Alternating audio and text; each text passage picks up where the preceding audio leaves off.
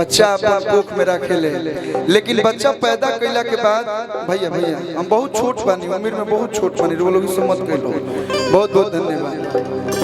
लेकिन बाप की भी उतने योगदान रहला लड़का के बड़ करके पढ़ावेला लिखावेला, कोनो लायक बनावेला। तो अगर सच्चा लड़का हो, सच्चा बेटा हो, तो बाप के अपना कबो ना भूले। देखिए सुनील भैया के हमरा आज वहाँ के पुण्यतिथि पे इतना सुंदर कार्यक्रम करौले बनी, बहुत बहुत धन्यवाद। और वह सही बड़ आदमी बानी, दिल में बसल बानी, भगवान करस, बहुत बहुत धन्यवाद भैया, भगवान करस।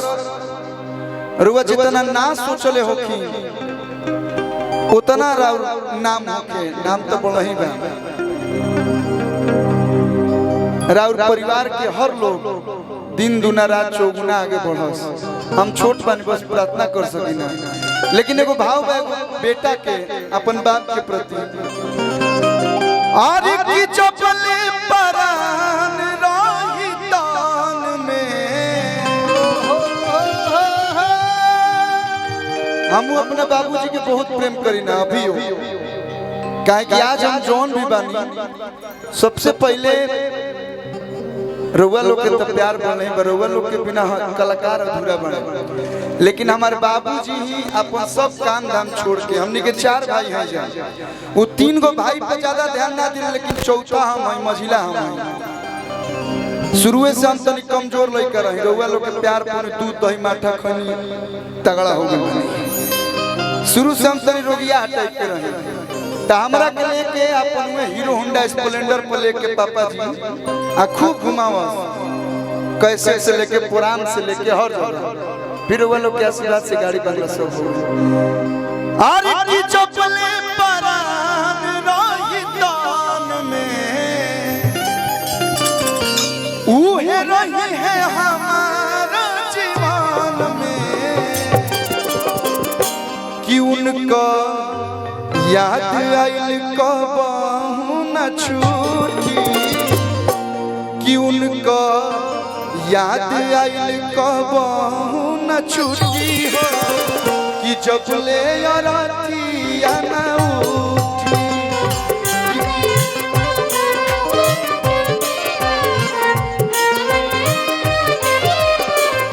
कि उनका याद आइल कबहू न छूटी हो, जब ले अरतिया न उठी।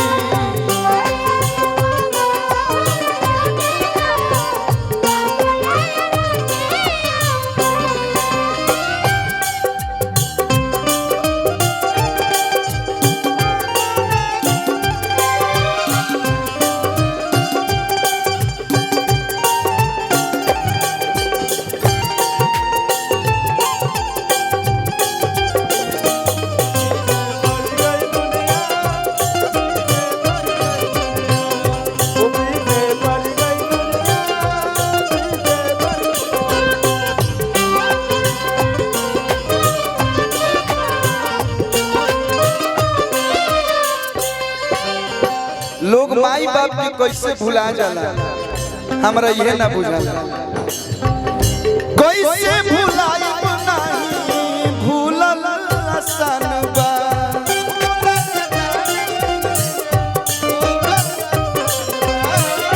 मन में हमार बसल बाबूजी के जानबा।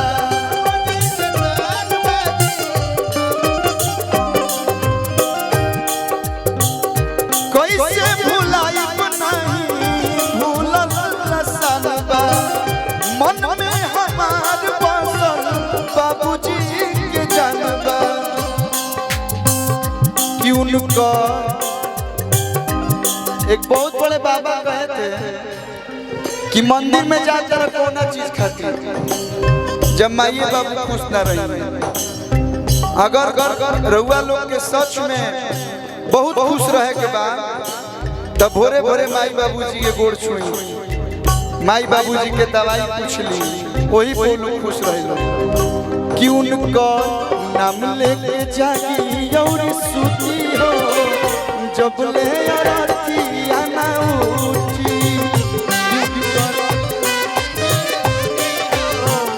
जब ले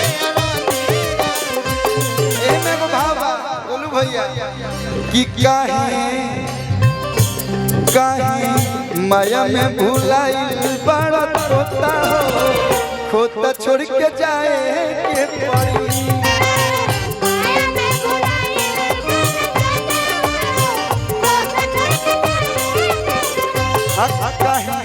माया में भुलाइल बड़ा तोता हो खोता छोड़ के जाए के पड़ी यही जा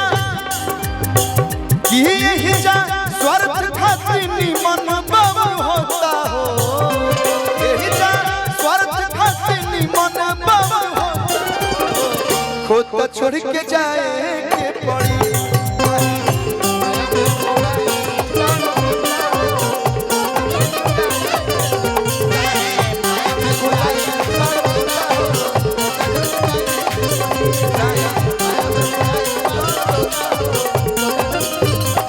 अच्छा लगा लोग आशीर्वाद के रूप में मीठ मीठ लग ज्यादा हम ज्यादा निर्गुण ना गाए लेकिन कभी कभार तनी मनी अभी बबीता जी इतना बढ़िया रुआ गाई ना एक बार जोरदार ताली बबीता जी खातिर आप लोग बजा दे जोरदार ताली हम लोग आपका जितना स्टेज शो होता है सुनते हैं हम लोग बहुत अच्छा गाते हैं छोड़ी गवन हरी चाहे मतलब हर गाना